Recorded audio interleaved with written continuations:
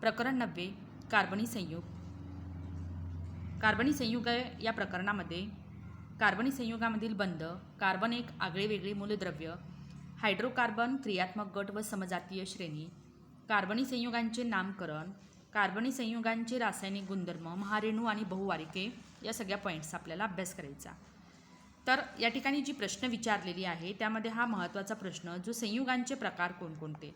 तर विद्यार्थ्यांना प्रामुख्याने संयुगांचे दोन प्रकार असतात. एक म्हणजे सेंद्रिय संयुगे आणि दुसरा असतो असेंद्रिय संयुगे.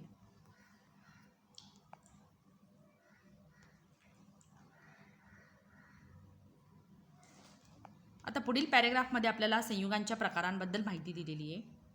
आपण मागील इयत्तांमध्ये पाहिले की सेंद्रिय संयुगे व असेंद्रिय संयुगे हे संयुगाचे दोन महत्त्वाचे प्रकार आहेत. धातू व काच माती यांच्यापासून बनलेल्या वस्तू सोडल्या तर अन्नपदार्थांपासून ते इंधनांपर्यंत अनेकविध वस्तू सेंद्रिय संयुगांपासून बनलेल्या असतात. तर सेंद्रिय आणि असेंद्रिय हे महत्त्वाचे दोन संयुगांचे प्रकार असून जे आपण अन्नपदार्थ खातो आणि जे इंधनांपर्यंत ज्या सगळ्या पदार्थांचा वापर केला जातो ते प्रामुख्याने सेंद्रिय संयुगे आहेत. फक्त धातू आणि काच माती यांपासून जर तयार केलेल्या वस्तू जर सोडल्या तर बाकी सगळे पदार्थ सेंद्रिय संयुगे आहेत. सर्व सेंद्रिय संयुगांमधील अत्यावश्यक जे मूलद्रव्य आहे तो म्हणजे कार्बन होय. तर हा पॉईंट महत्त्वाचा आहे की सेंद्रिय संयुगामधला जो अत्यावश्यक मूळ मूलद्रव्य कोणता आहे तर तो आहे कार्बन. सुमारे 200 वर्षांपूर्वी असे मानत की सेंद्रिय संयुगे प्रत्यक्ष किंवा अप्रत्यक्षपणे सजीवांपासूनच मिळतात, परंतु प्रयोगशाळेत असेंद्रिय संयुगापासून युरिया या सेंद्रिय संयुगाची निर्मिती झाल्यानंतर कार्बनी संयुगे अशी सेंद्रिय संयुगाची नवी ओळख तयार झाली. आता प्रामुख्याने सेंद्रिय संयुगे म्हणजे काय म्हटले जाते. सेंद्रिय संयुगे म्हणजे प्राणी वनस्पती म्हणजे सजीवांपासून मिळणारी संयुगे म्हणजे काय सेंद्रिय संयुगे. आणि असेंद्रिय संयुगे म्हणजे काय, जी क्षारांपासून मिळतात जसं सोडियम पोटॅशियम फॉस्फरस यांसारख्या जे क्षारांपासून मिळणारी संयुगे ती म्हणजे झाली असेंद्रिय संयुगे. तर 200 वर्षांपूर्वी असं मानत जायचं की सेंद्रिय संयुगे फक्त सजीवांपासून मिळतात, पण जेव्हा प्रयोगशाळेमध्ये असेंद्रिय संयुगापासून युरिया या सेंद्रिय संयुगाची निर्मिती झाली त्यानंतर या सेंद्रिय संयुगांना एक नवीन नावाची प्राप्ती झाली, ती म्हणजे कार्बनी संयुगे.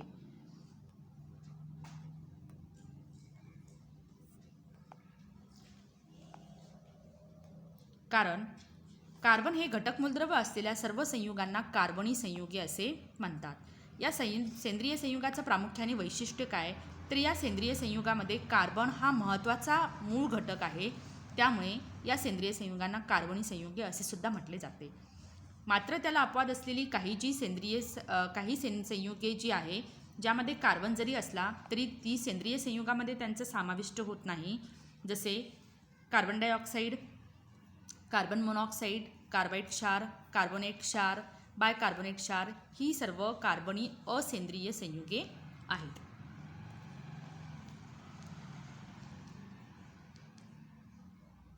आता पुढचा पॉईंट आहे बॉन्ड्स इन कार्बन कंपाऊंड्स म्हणजेच कार्बनी संयुगामधील बंध.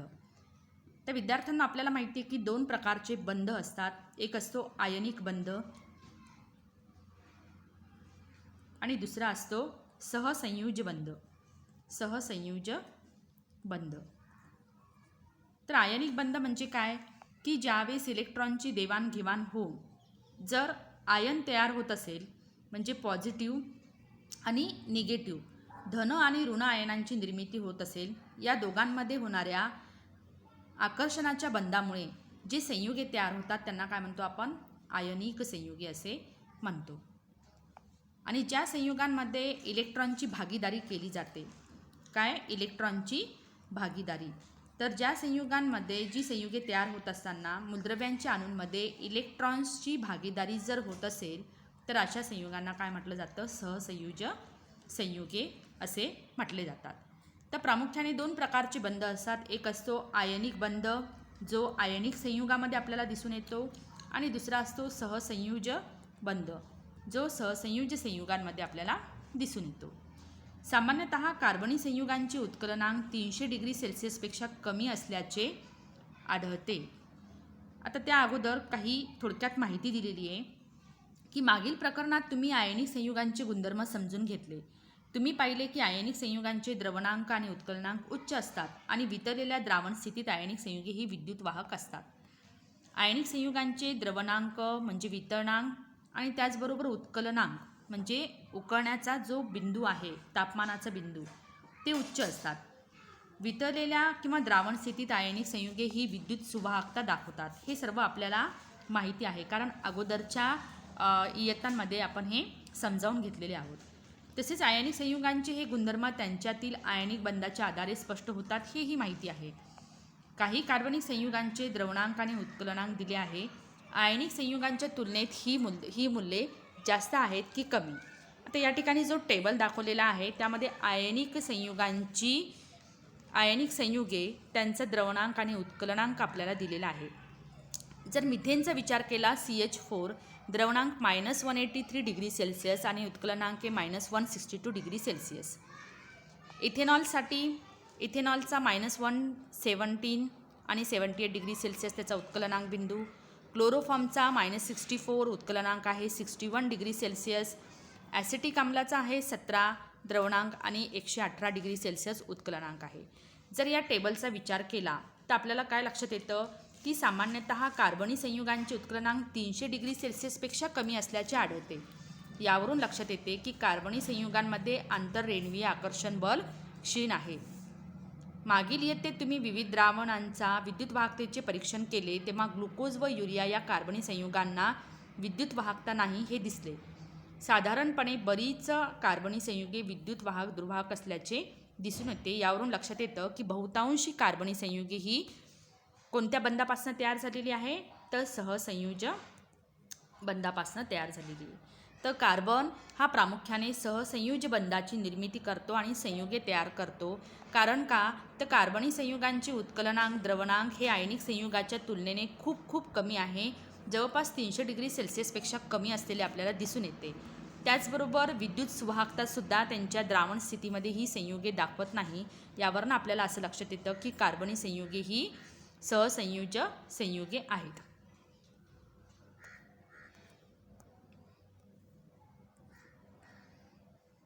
आता कार्बनचे बंध तयार होण्याची जी पार्श्वभूमी, मागील इयत्तांमध्ये तुम्ही मूलद्रव्याचे इलेक्ट्रॉन संरूपण, संयुजा यांच्यातील सहसंबंध तसेच आयनिक व सहसंयुज बंध यांच्याविषयी अभ्यास केलेला आहे. कार्बन अणूचे इलेक्ट्रॉन संरूपण तयार होणारे सहसंयुज बंध यांच्या संदर्भात पार्श्वभूमी पाहू. बघा इथे कार्बन जो अणू आहे त्याला C या अक्षराने डिनोट केलं जातं आणि ज्याचा अणुअंक हा 6 असतो. अणुअंक 6 म्हणजे काय, तर या कार्बन अणूमध्ये 6 इलेक्ट्रॉन असतात, त्याचबरोबर 6 प्रोटॉन असतात. इलेक्ट्रॉन संरूपण म्हणजे काय, तर इलेक्ट्रॉन्सचं जे शेल वाईज डिस्ट्रीब्युशन म्हणतो आपण, तर कक्षावाईज इलेक्ट्रॉन किती सामावले जातात त्याचं जर वर्गीकरण बघितलं, डिस्ट्रीब्युशन बघितलं, तर ते आहे इलेक्ट्रॉन संरूपण. 2,4 म्हणजे पहिल्या कक्षेमध्ये 2 इलेक्ट्रॉन आणि दुसऱ्या कक्षेमध्ये 4 इलेक्ट्रॉन असतात. म्हणजे संयोज्य इलेक्ट्रॉन हे 4 आहेत कार्बनमध्ये. संयोज्य कवचातील इलेक्ट्रॉनची संख्या 4 दिलेली आहे. आता प्रत्येक मूलद्रव्याचा एक प्रामुख्याने हेतू कोणता असतो की ज्यावेळेस तो रासायनिक अभिक्रियेत भाग घेतो तो नजीकच्या राजवायूप्रमाणे इलेक्ट्रॉन संरूपण प्राप्त करण्याचा प्रयत्न करतो, म्हणजे स्थिर व्हायचा प्रयत्न करतो, जेणेकरून त्याचं अष्टक किंवा डुप्लेट स्थिती ही त्याची कंप्लीट झाली पाहिजे असा तो विचार करत असतो. आता कार्बनला या ठिकाणी 2 ऑप्शन आहे. एक म्हणजे हेलियमप्रमाणे 2 इलेक्ट्रॉन जसं हेलियमच्या संयोजा इलेक्ट्रॉन आहे, हेलियमप्रमाणे तो त्याचं डुप्लेट कंप्लीट करू शकतो किंवा नियॉनप्रमाणे अष्टक स्थिती प्राप्त करू शकतो. असे 2 ऑप्शन आहे. तर यापैकी कोणत्या ऑप्शनचा तो प्रामुख्याने उपयोग घेतो, तर लक्ष द्या, इथे पॉईंट्स दिलेले. तुम्ही हे पाहिले आहे की एखाद्या अणूला बंध तयार करण्यासाठी जी प्रेरक शक्ती असते ती म्हणजे नजीकच्या राजवायूचे स्थायी असे इलेक्ट्रॉन संरूपण गाठून स्थैर्य प्राप्त करणे. कार्बनच्या संयुजा कवचात 4 इलेक्ट्रॉन असल्याने राजवायू संरूपण गाठण्याकरता कार्बनला अनेक पर्यायी मार्ग असू शकतात. आता या पर्यायी मार्गांपैकी पहिला पर्यायी मार्ग कोणता, संयुजा कवचातील एकामागून एक असे 4 इलेक्ट्रॉन गमावून हेलियम या राजवायूचे संरूपण गाठणे. बघा या ठिकाणी कार्बनच्या संयुजा कक्षेमध्ये 4 इलेक्ट्रॉन असतात. मग हे 4 इलेक्ट्रॉन एक एक करून हे 4ही इलेक्ट्रॉन बाहेर काढून, ठीक आहे, एक एक असे 4ही इलेक्ट्रॉन जर बाहेर काढले, ही झाली पहिली कक्षा.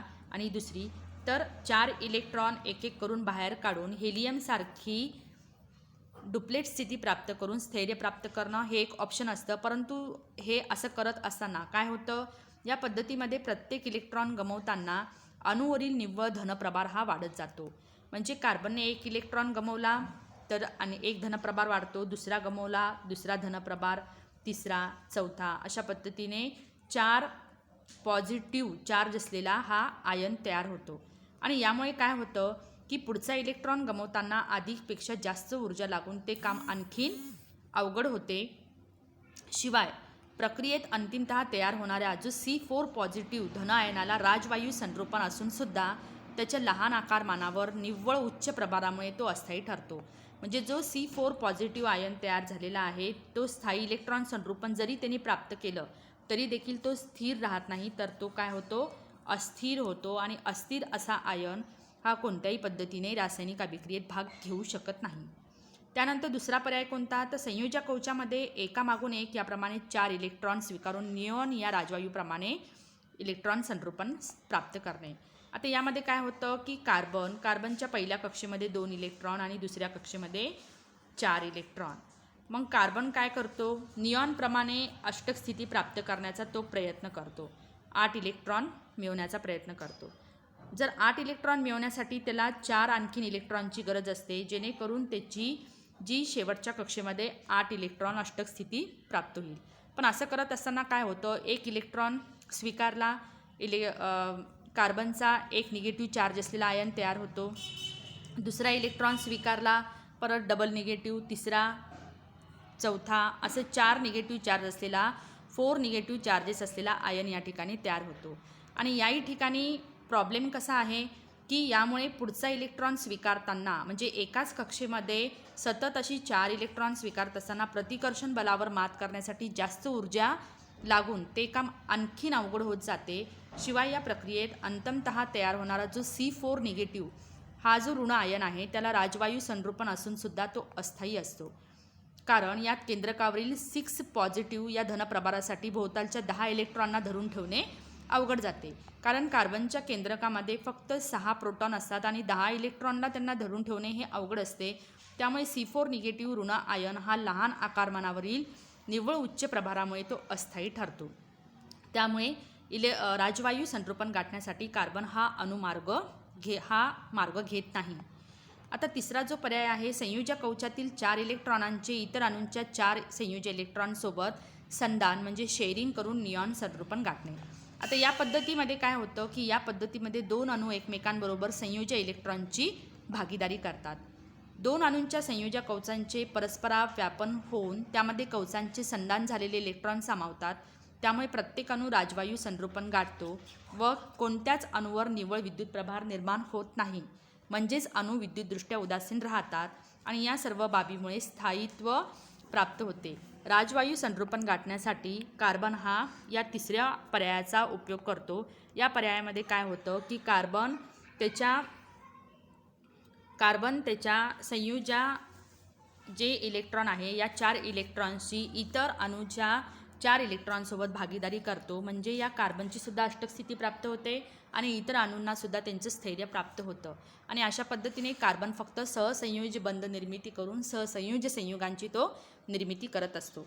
तर विद्यार्थ्यांनो, या ठिकाणी आपला कार्बनचे बंध तयार होण्याची पार्श्वभूमी, कार्बनी संयुगांमधील बंध हे पॉईंट्स झालेले आहे.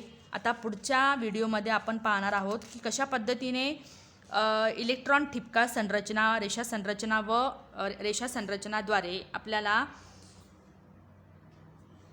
कार्बनद्वारे किंवा जी सहसंयोजी बंध निर्मिती आहे ती कशा पद्धतीने होते ते समजून घ्यायचं आहे.